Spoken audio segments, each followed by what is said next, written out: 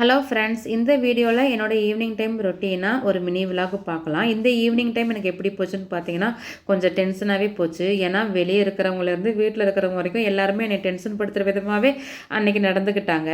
என்னென்னு பார்த்தீங்கன்னா talk mat பண்ணி கொடுத்த இடத்துல குட்டி போட்டுருந்துச்சு. அந்த குட்டிங்களை பார்த்துட்டு வரலாம் அப்படின்னு சொல்லிட்டு கிளம்புனோம். நாங்கள் இதுக்கு முன்னாடியே 2 டைம் நாங்கள் கிளம்பி அப்படியே நாங்கள் நின்றுட்டோம். ஏன்னு கேட்டிங்கன்னா நாங்கள் கிளம்புறோம் அப்படின்னு தெரிஞ்சாவே அவங்க வந்துட்டு நாங்கள் வெளியே இருக்கிறோம், இப்போ வேணாம் அப்புறம் வாங்க அப்படிங்கிற மாதிரி நிறையா காரணங்கள் சொல்லிக்கிட்டு இருந்தாங்க.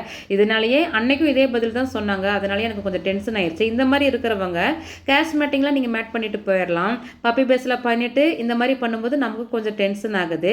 அப்புறமா என்னோடய ஃபார்மில் இருக்கிற வேலைகளை அப்படியே கண்டினியூவாக பார்க்க ஆரம்பிச்சிட்டேன். அங்கே இருக்கிற குட்டிங்களுக்கெல்லாம் ஃபுட்டு கொடுத்துட்டு அப்படியே ஒரு மின்பின் பப்பிக்கு வேக்சின் போட வேண்டியது இருந்துச்சு. அதையும் சரி அந்த வேலையை பார்க்கலான்னு சொல்லிட்டு அதையும் எடுத்துகிட்டு நான் வீட்டுக்கு ரிட்டர்ன் வந்தேன். அதுக்கப்புறமா நான் வீட்டுக்கு கால் பண்ணி நாங்கள் வந்துக்கிட்டு இருக்கிறோம், எனக்கும் செம பசி, ஃப்ரிட்ஜில் இருக்கிற மாவு எடுத்து வெளியே வைங்க, வந்ததும் தோசை போட்டு எல்லோரும் சாப்பிடலாம் அப்படின்னு சொல்லிட்டு தான் நான் வந்தேன். வீட்டுக்கு வரும்போது எனக்கு அடுத்து டென்ஷன் காத்துட்டு இருந்துச்சு. ஏன்னா ஒரு ஆள் வந்துட்டு டிவி பார்த்துட்டு இருந்துச்சு, ஒரு ஆள் ஃபோன் பார்த்துட்டு இருந்துச்சு. சாயந்தரம் பசங்களை வீட்டில் ஸ்கூலில் கூப்பிட்டு விட்ட உடனே நான் கிளம்புனேன். அப்படிங்கிறனால அவங்களுக்கு சாயந்தரம் சாப்பாடு நான் எதுவுமே கொடுக்கல. சரி ஃப்ரிட்ஜில் முட்டை இருக்குது போட்டு சாப்பிடுங்க அப்படின்னு சொல்லிட்டு கிளம்பிட்டேன்.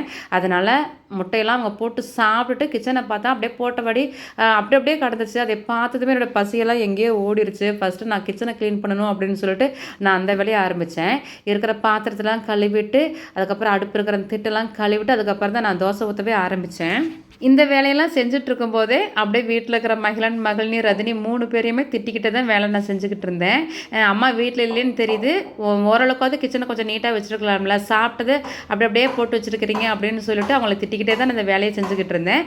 அதுக்கப்புறம் கொஞ்சம் வேலையெல்லாம் முடிச்சுட்டு தோசையை ஊற்ற ஆரம்பிச்சிட்டேன். நான் தோசை ஊற்ற ஆரம்பிக்கும் போதே மகிழன் வந்து அம்மா முட்டை தோசை அப்படின்னா, சரி இவ்வளோ நேரம் பசங்களை திட்டிட்டோமே, இதுக்கு மேலே அவங்க கேட்டதை செஞ்சு கொடுக்கலாமே அப்படின்னு சொல்லிட்டு முட்டை தோசை போட ஆரம்பிச்சிட்டேன். மதியம் வச்ச சாம்பார் இருந்துச்சு அப்படிங்கிறதுனால நாங்கள் சாம்பார் வைக்கிற வேலையும் இல்லை.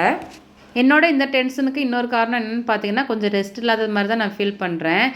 வீட்டிலேருந்து ஃபார்முக்கு போனால் ஃபார்மில் வேலை, ஃபார்ம்லேருந்து வீட்டுக்கு வந்தால் வீட்டில் வேலை அப்படின்னு சொல்லிட்டு கொஞ்சம் ரெஸ்ட்டே இல்லாத மாதிரி எனக்கு டைம் இப்போ ஓடிக்கிட்டு இருக்குது. ஏன்னா ஃபார்மில் 4 டாக குட்டி போட்டிருக்காங்க, 4 பேரையுமே பார்க்கணும், வீட்டில் பசங்களையும் பார்க்கணும். அதனால் வந்துட்டு இங்கேயும் அங்கேயும் மாறி நான் அலைஞ்சிக்கிட்டு இருக்கிறேன். அதனால தான் நான் பசங்களையும் திட்டினேன்.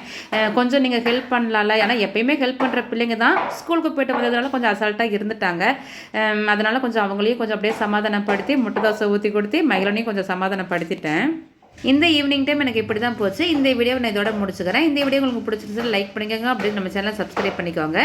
இன்னொரு இன்ட்ரெஸ்டிங்கான வீடியோவில் உங்களை நான் பார்க்குறேன். தேங்க்யூ.